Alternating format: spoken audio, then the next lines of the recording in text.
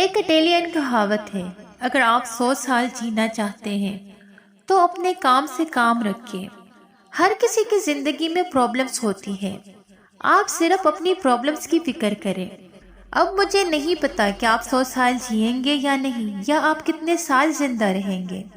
لیکن یہ ایڈوائس بڑی پاورفل ہے کہ اپنے کام سے کام رکھو،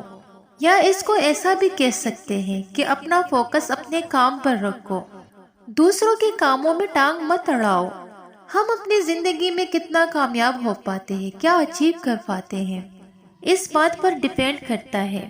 کہ ہم اپنی انرجی کو، خاص طور پر مینٹل انرجی کو کس کام پر لگاتے ہیں۔ ہمارا فوکس کہاں پر ہوتا ہے، ہمارا فوکس کتنا ہمارے کام پر ہوتا ہے اور کتنا ادھر ادھر کی فالتو چیزوں پر اور دوسروں کے کاموں پر۔ سچ تو یہ ہے کہ ہمیں اپنی پروگریس سے زیادہ، اپنی کامیابی سے زیادہ دوسروں کی ناکامی کی فکر ہوتی ہے۔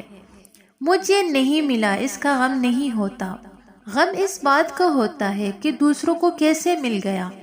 ایک اسٹڈی کے مطابق 80% لوگوں کے خوش نہ رہنے کی وجہ ان کی اپنی ناکامی نہیں بلکہ دوسروں کی کامیابی ہوتی ہے۔ اس لیے اگر آپ اس اصولوں پر عمل کرو گے اور سوچ لو گے کہ بھئی مجھے تو اپنے کام سے کام رکھنا ہے، تو آپ اپنے کام پر زیادہ فوکس رہیں گے، آپ کی اوور تھنکنگ کم ہوتی جائے گی اور آپ اپنے کام کو زیادہ سیریسلی کرنے لگو گے۔ کام میں آپ کی ایفیشنسی بڑھ جائے گی، آپ زیادہ پروڈکٹیو ہو جاؤ گے، آپ اپنے دماغ کی طاقت، اپنی مینٹل انرجی کو صحیح کام پر، صحیح وقت پر، صحیح جگہ پر استعمال کر سکو گے، آپ کے کام میں نکھار آ جائے گا۔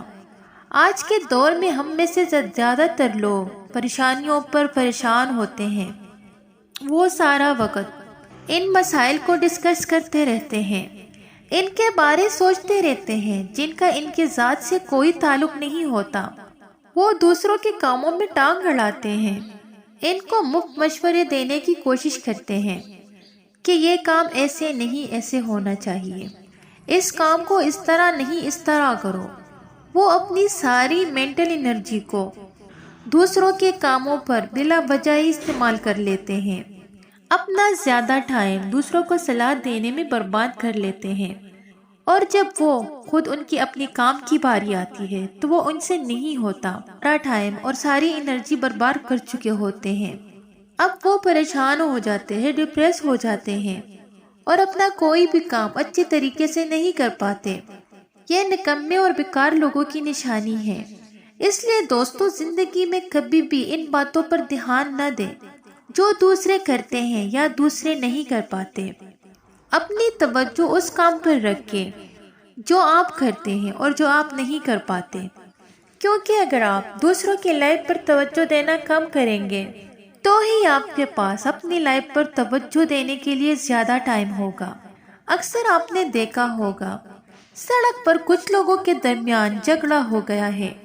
تو کتنے ہی راہ چاہتے ہوئے لوگ جن کا اس معاملے سے کوئی لینا دینا نہیں ہوگا، وہ کڑے ہو جائیں گے، کتنی ہی دیر ان کو دیکھتے رہیں گے، ان کے بارے معلومات حاصل کرتے رہیں گے کہ کیوں جھگڑا ہوا، کیا بات ہوئی، کیسے ہوا، اور پھر گھر جا کر یا آفس جا کر اس واقعے کو، جن کا اس سے کوئی لینا دینا نہیں ہے، ڈسکس کرتے رہیں گے۔ یہ صرف اور صرف بیکار لوگوں کی نشانی ہے۔ اس لیے پہلا طریقہ تو یہ ہے کہ اگر کوئی آپ کے سامنے کوئی ایسی بات کرتا ہے جس کا آپ سے یا آپ کے کام سے کوئی لینا دینا نہیں،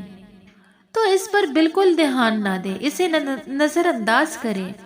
آپ اس کے معاملے کو کریدیں مت، اس کے بارے کوئی سوال جواب نہ کریں۔